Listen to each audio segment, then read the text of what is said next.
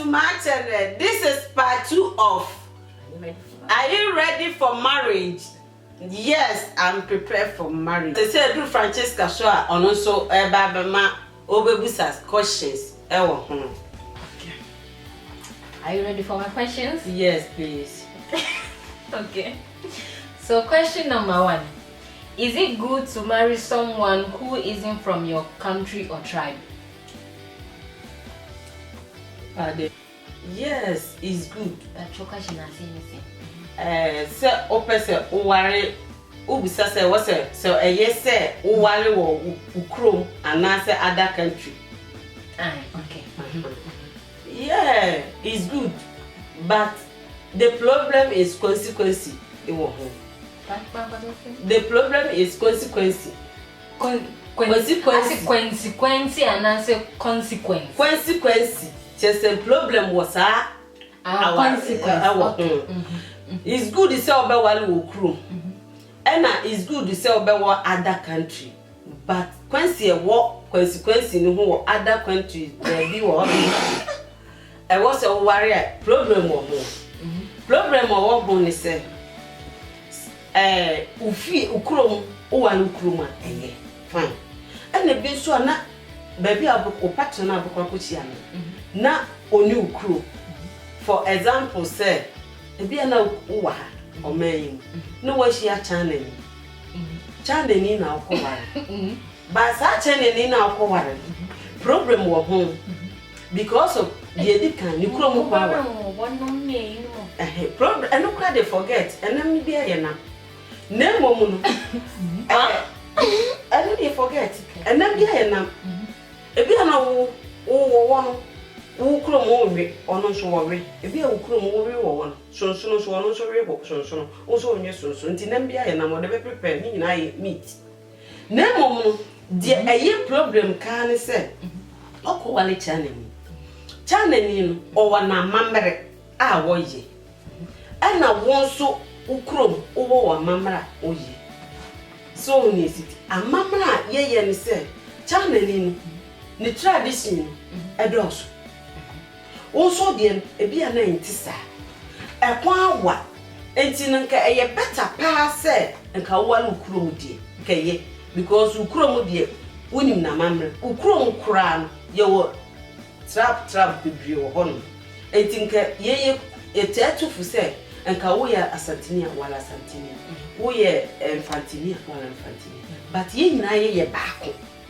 ye baako na dia ewo mu an say eye pa so me ya santini me wala santini enye boni me wala sirimni enye boni na mmom no amamre wo ho e na wo kwa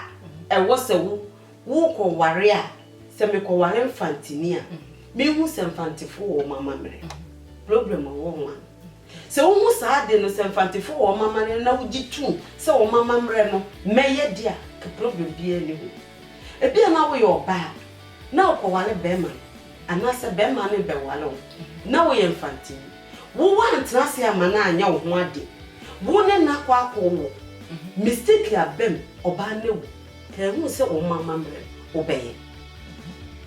because obeye ne ho ade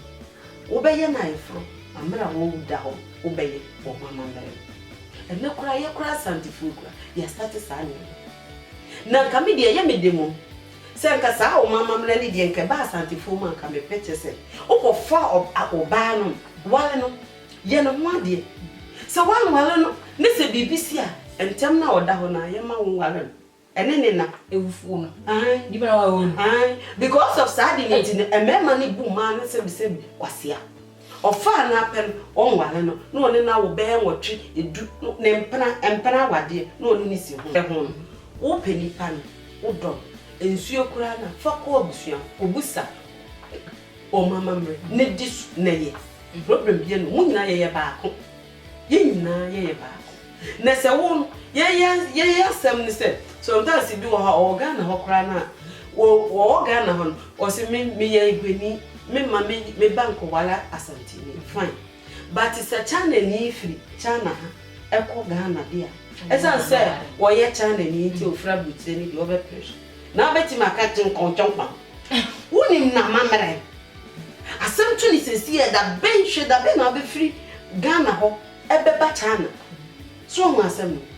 eti mistake bebre bi wo ma ye I was an yema bi wo ha ye free eti se nipa why you ready say obeware dia and you ready say wo mama mre bia obedi so so odi so dia asem bia ni ho asem bia no me ba e ko wale China ni na me busa me ba say why you ready to China mamre why you ready say China for wo mama mre bia wo mo ye obeti medi so o say no problem we can go so when you ready na so ni China ni bet na twempena na so ni kunyinse na mo na bibia be mo wa na abeko because when you ready say wo mama mre obedi so and na wo follow odo na ade ko nti wa na abeko me nko bi so why you ready dia me ba me no problem bi ani na won ko bi ase oyo ba and nothing na me catch you say you are ready prepare what prepare wo ho aware na wo kon wo busa nyame de onfa hu ni kasa bia ye nyame kasa ye etimi kasa force tinchira me ba wale sadi pa o dabi but wo mama mre mu wo hu se sa mamre ubetimi aye dia asem bia ni it is office sa eni ma no ntimi nso ade don't touch don't go there and don't go there yes and because so kwako a ehun e ma wo our generation as when Rebecca generation do the youth get into relationship because of love social media or just for money you come into relationship because odonti anase social media show chama for anase kenti any relationship the hin na yakoso pa and ne momo de money today generation aban aye money ti no moko and you love because onipa no watenke no se wo hwese ni sika wo nti ene ode ko obi won kura na wo hwe na aware a opeso ni relationship opeso ne kunti ebi kura dressing wo twi nanim kama wo hu saade na wo bedi ne hu ye fewu eno na ode ko onya kotom bia social media wade no social media no wo twi nanim enso ko hwe nanim point ye sisi ne oh so on yesike wo twi nanim akeka na nsaso enso be ka se kura bia ne kura onim no so on yesidi wo twi nanim ahye ayi atoto ne ma ne boode no ya business ntade no hey y'all come look at this Bush branded what Gucci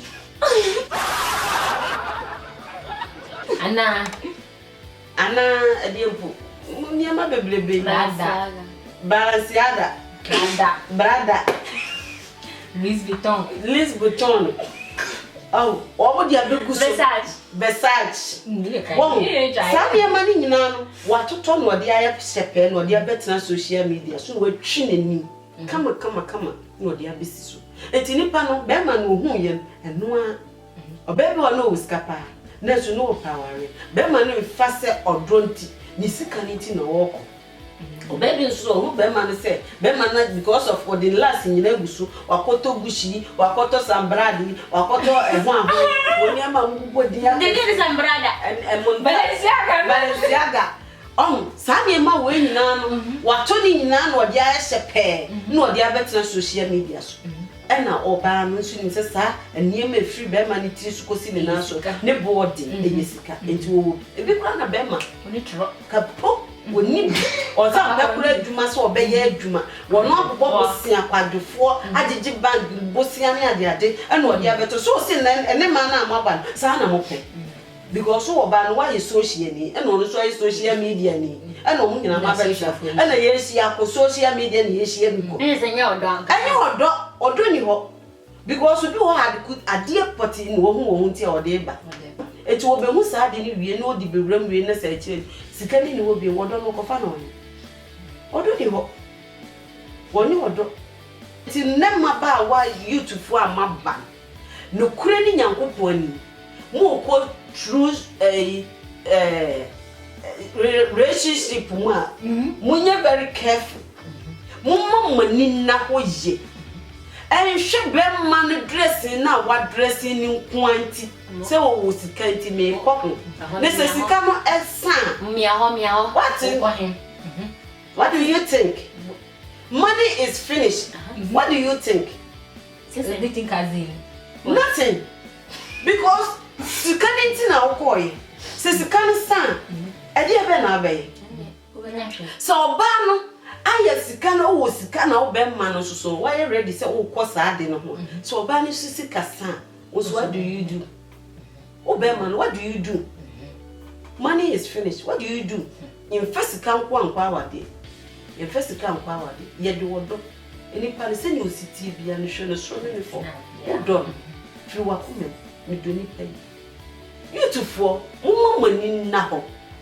E mema papa afi kura ni ye wo ba. E ma papa afi ni ye wo ba. Eti mo to mo bo ase mo nchensi. Nchensi mema no. Mema so mo nchensi ma no munya botre wa awade ni mo modin se mo be ma musuban e de mo akọ ne nka se osuban wa ho ofe de wakọ na osuban to back munu aduane noa aduane noa enne youtube ma bade mo ni ma ne Facebook da bi mutwe wani make up no asrasa no kan se agengra se awo ba wo je no na dwomu sam so hire no e bawro no musiso no wo mia ni telephone so e kwate se remote kaka no attest message ram e mema no so sam no aye se kaka no attest no buram because oba no woni maduane no onim fie siesie wo be ko baby fie pa mema ni tufu so no be kosa relationship ni mu a momo modere se aya mo kohwe ma ne de fa na tade egura empa na oda so ne niema fagu ho wodi ebebe wo ko didi kura na ne de ma ne si na se plate ni champagne se won wo ko McDonald's wa koto nkukwo na mu plate champagne mpana si wo o de be si wo mpana se wo didi awie ne si ho won anso ko tra social media iso no chi na nim no wa ye ne nsa ke ka ne nsa sui achi na nui esisu a no ka ne sisu na brofu ya wo so woga kone ko he na chi wo wale wie pa efin ko a emema ni mi nso te sa do so a wo be gina wode na ade na hwe sa akoro ni no wa gina so na petitide no a peti agusu ne yire ko ka na adane ase efi wọ́n ní esiti eti emman mẹ́mẹ́ bebre bedware emman nso bebre nso bedware mẹ́mẹ́ bedware ba emman nso bedware emman bedware kura mẹ́bí wọ́n ní kura oh wow that's the gas one do we say spray na ne body no acho no body splash the one is kama eno oba wo so bedware oba won paso wo sisi won paso no nda bi enne mama ba mo hyase se o ma me wo kitchen go and join your mother in kitchen o ma me ye aduane and prepare for it aduane bia no kosua ye wo kwa mama wo de gina ha kire me na menye se wo ka banku na ade dem akakara kaseti ni a o ma me wa ye ready obedi ade echi a wo kan wo be huhu ebedi dem nketo ata 3 days afi no kan kama munsia aduane yo youtubefoɔ ma ba munsia aduane noa munsia epaso etuo wo fie no fa wo paso kete fa sua pa etuso obebe oda body beshiti se empaso a month wo de achia wo nyi da wo bekɔ na ade white na aye brown onyi si da obebe okra jiso onyan pillow dansa na wachiri se ne ho anso amu beshiti ni so a onchenji da anka ache kura no 3 days disgusting I was say we change your bed sheet a man na youtubefoɔ man muni why muni ni abre ni spray ya abre ni body spray mo spray mu ho an ya abre muni